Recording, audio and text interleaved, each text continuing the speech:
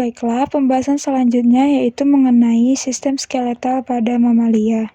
Sistem rangka pada mamalia merupakan rangkaian tulang yang memberikan bentuk, struktur, gerak, dan perlindungan pada hewan mamalia.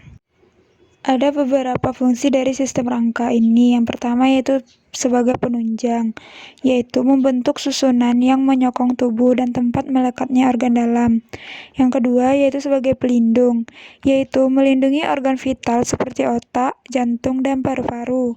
Yang ketiga yaitu alat gerak, yaitu berfungsi sebagai sistem pengungkit.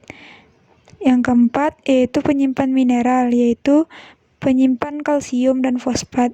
Dan yang kelima yaitu pembentuk sel darah, yaitu sebagai tempat hematopoiesis atau pembentukan sel darah. Sebelum melakukan pembedahan, ada baiknya kita melengkapi alat dan bahan yang akan digunakan, yaitu adapun alat dan bahan yang digunakan adalah jas labor, sarung tangan, masker, cutter, bagi, jarum pentul, styrofoam, dan mus musculus. Untuk cara kerjanya, pertama, mencit dimatikan dengan cara dislokasi vertebrae cervicalis, yaitu dengan menekan bagian leher dan menarik ekornya dengan kuat. Lalu, letakkan mencit di atas styrofoam dan dilentangkan. Kuliti mencit dengan menggunting bagian dekat anus. Lalu, dilakukan penyayatan bagian daging menggunakan pisau cutter. Dilakukan dengan berhati-hati agar tulangnya tidak patah atau terpisah. Setelah sistem pertulangan terlihat jelas, maka hasil pengamatan dicatat dan kemudian difoto. Nah, ini merupakan gambar dari hasil pemisahan bagian daging dengan tulang tadi. Berdasarkan praktikum yang telah dilaksanakan, bagian-bagian yang dapat teramati yaitu ada yang pertama namanya skull, ya, atau tulang pada mencit yang merupakan rangka kepala.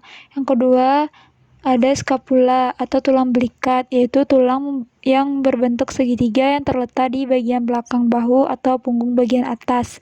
Yang ketiga ada ribs atau tulang rusuk yang turut melindungi dan memberi bentuk tubuh. Yang keempat ada femur atau tulang paha, yaitu bagian tubuh terbesar dan tulang terkuat pada tubuh manusia. Tulang ini menghubungkan bagian pinggul dan lutut. Yang kelima ada tibia fibula. Tibia atau tulang kering adalah satu dari dua tulang yang lebih besar dan lebih kuat yang berada di bawah lutut pada vertebrata. Tulang yang satunya lagi atau fibula yaitu yang menghubungkan lutut dengan tulang pergelangan kaki. Yang keenam ada sternum atau tulang dada, yaitu tulang tipis berbentuk pisau yang terletak di sepanjang garis tengah tubuh. Sternum ini terhubung ke tulang rusuk oleh tulang rawan yang disebut cartilago costa. Yang ketujuh ada humerus atau tulang lengan atas, yaitu tulang panjang pada lengan atau kaki depan pada hewan yang terletak antara bahu dan siku. Yang kedelapan ada radius ulna.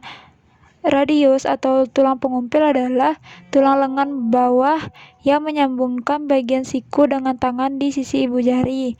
Sedangkan tulang pengumpil terletak di sisi lateral tulang hasta atau ulna.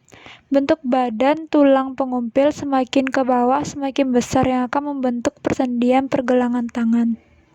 Menurut Jasin pada tahun 1984, skeleton ini sebagian besar terdiri atas tulang keras dan tulang rawan pada permukaannya sambung menyambung pada bagian tertentu. Sistem skeleton pada mencit ini sama seperti mamalia lainnya, termasuk manusia.